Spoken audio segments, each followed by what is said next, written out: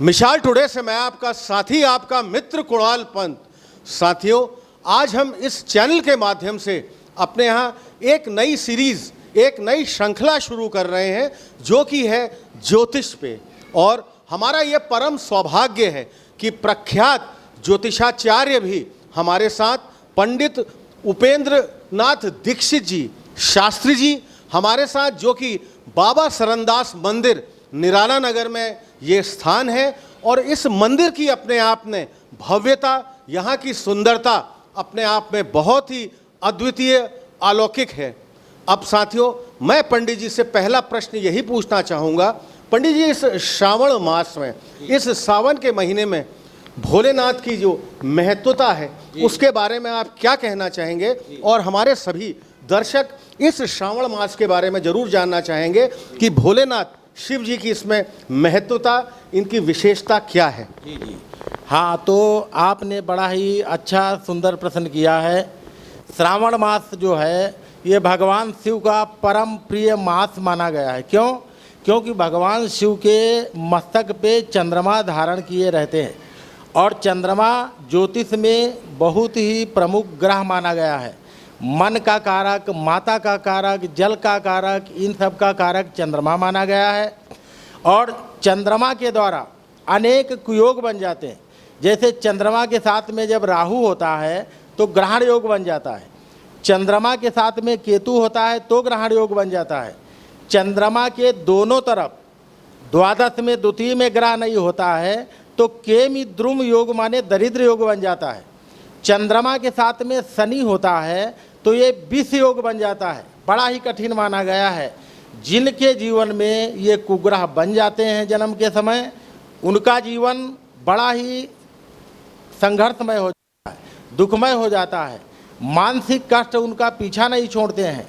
इन सब से बचने के लिए इन सब का जो सरल उपाय बताया गया है, भगवान शिव चंद्रमा को मस्तक में धारण किए रहते हैं और चंद्रमा की शिव की पूजा करने मात्र से ये जितने काल सर्प योग है, विष योग है या केमि द्रुम योग है, चंद्रमा से जितने भी दुर्योग बनने वाले हैं, ये सारे दुर्योगों का समाधान केवल होता है भगवान शिव की पूजन मात्र से।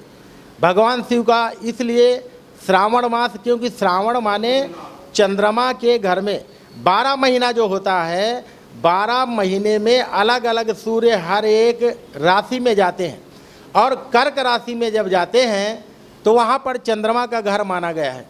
और चंद्रमा के घर में भगवान शिव जो है उसको मस्तक पे धारण करते हैं, इसीलिए उनको दूध चढ़ाना, दही चढ़ाना, शहद चढ़ाना, हाँ, ये जो है खुड़सोपचार पूजन करना, अभिषेक करना, ये अनेक दुर्योगों को मात्र शांत कर देता है।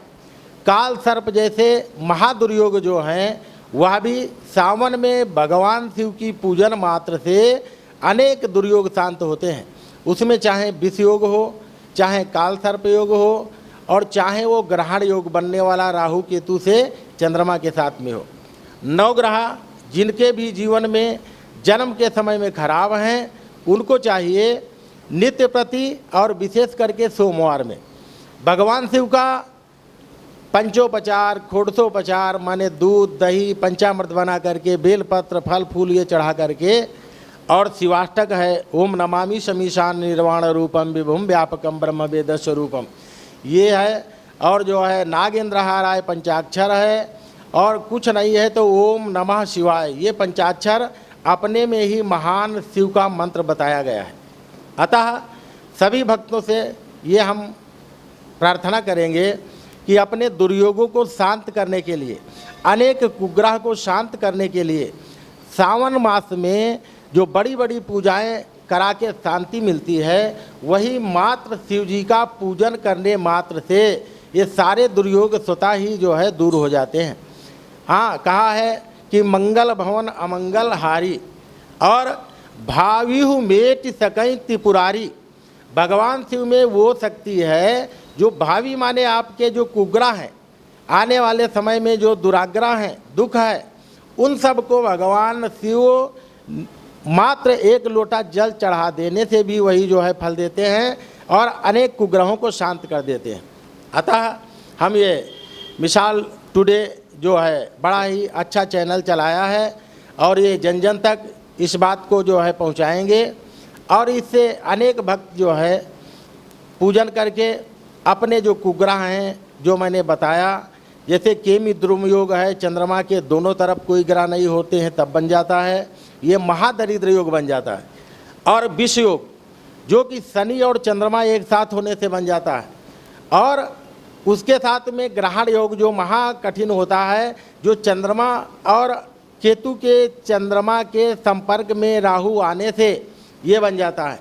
अतः सावन में, और इस मास तो मल मास पुरुषोत्तम मास है, या समझ लो 20 वर्षों के बाद में आया हुआ है, और इस पुरुषोत्तम मास में भगवान शिव की मन से पूजन करने से ये मैंने जो बताए हैं सारे दुराग्रह दुर्योग ये मात्र पूजन से ही दूर हो जाते हैं।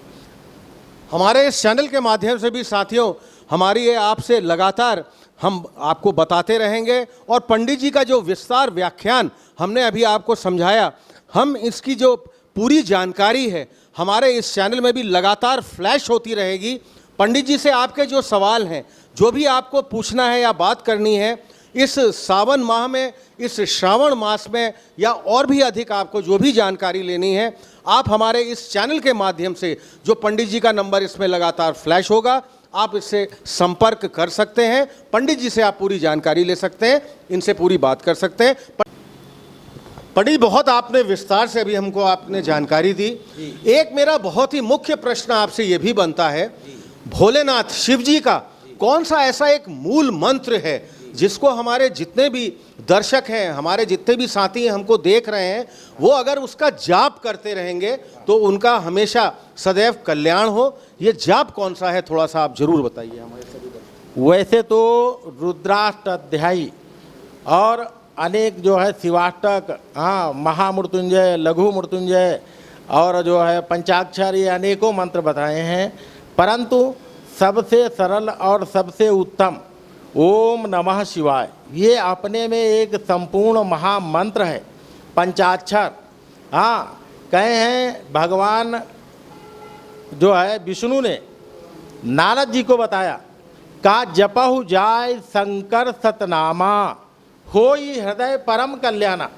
आपके मन में जो ये उथल पुथल है तो ये केवल एक मंत्र ओम नमः शिवाय जपहु जाय शंकर सतनामा, शंकर जी का 100 नाम 100 बार 108 बार ये महामंत्र ओम नमः शिवाय जो जप लेगा वो अनेक मंत्रों के बराबर ये एक पंचाक्षर महामंत्र बताया गया है, और ये सबसे सरल है और सभी इसको कर सकते हैं।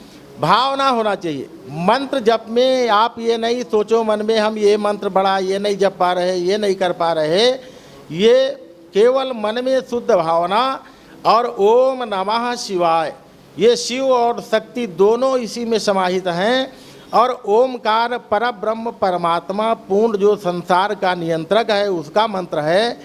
तो पंचाक्षर मंत्र ही सर्वोपरि मंत्र है। जो भी भक्त कोई मंत्र नहीं जानते हैं वो पंचाक्षर मंत्र ही केवल 108 बार जप लेंगे तो महामंत्र संपूर्ण जो है उनकी भावनाओं को, उनकी इच्छाओं को ये पूर्ण करेगा। बहुत ही विस्तार से पंडित जी ने अभी आपने बोला था।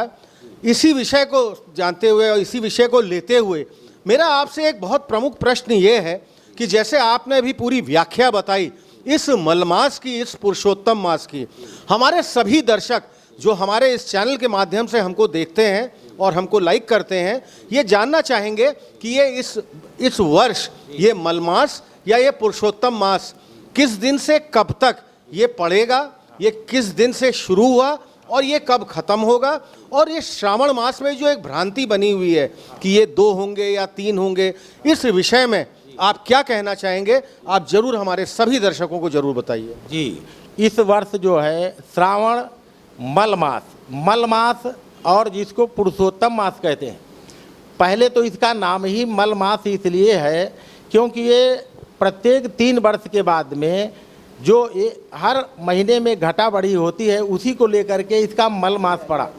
तो कहा मल मास जो है ये नाम ही अच्छा नहीं लग रहा है, तो भगवान के नाम से इसको भगवान ने कहा ये मेरे नाम के ऊपर माने पुरुषोत्तम के नाम से उत्तम माना गया। और इसमें करने वाला प्रत्येक दान पुण्य पूजन ये अनंत गुना हो जाता। अनंत गुना माने उसके कई गुना हो जाता है। और ये अभी जो चल रहा है ये पुरुषोत्तम मास आरंभ हो गया है और ये अभी पूरा माने अभी आज 8वां दिन है और अभी ये पूरा जो है समझ लो 22 दिन इसका बाकी है। 30 अगस्त तक ये पूरा आपका जो है इस बार सावन रहेगा और 8 सोमवार जो है व्रत करना चाहिए। और इसमें देखिए बालक और वृद्ध और रोगी इनके लिए कोई नियम नहीं बताया गया, परंतु जो शरीर से स्वस्थ हैं उनको स्त्री हो या पुरुष हो भक्ति भावना के साथ में भगवान शिव का सोमवार का व्रत पालन करना चाहिए। आपसे लगातार हम पंडित जी और भी कई विषय में बात करते रहेंगे। इस भोलेनाथ मंदिर, इस शिव जी के भव्य मंदिर से चलिए अब हम आगे बढ़ते हैं। यहाँ बाबा सरनदास मंदिर निराला नगर लखनऊ के प्रांगण में मैं उपेंद्र नाथ दीक्षित शास्त्री जी के साथ हूँ। अभी हम इनसे और जानकारी लेते रहेंगे, तब तक हम इनसे और भी आगे बात करते रहेंगे। तो साथियों, अभी तक पूरे आपने बहुत विस्तार में जो हमारी पूरी जानकारी ली, हमारे साथ थे अभी तक यहाँ के मुख्य आचार्य जी, मुख्य पंडित जी उपेंद्र नाथ दीक्षित शास्त्री जी, जो अपने आप में एक बहुत ही महत्वपूर्ण ज्योतिषाचार्य भी हैं।